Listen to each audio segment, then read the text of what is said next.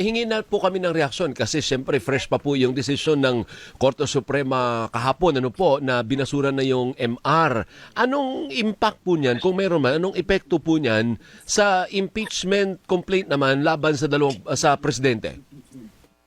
Alam mo, this is a 50-page decision, no? At hindi ko pa masyado naaral. But one thing is certain, the first impeachment complaint against the Vice President is indeed dead already, no? And I wish to share also na marami pong bagong requirements in as far as impeachment process is concerned. And I honestly believe kakailanganin ng House of Representatives na i-update ang ating rules on impeachment to make it align to the decision of the Honorable Supreme Court, no? Despite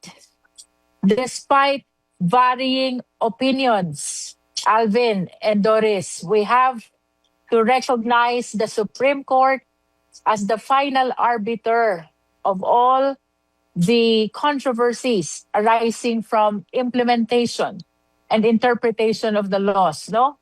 So, dininay ang motion for reconsideration, and that will render the decision final and executory already. And considering the rule of law where the Philippines live in, we have no option but to follow the decision of the Supreme Court.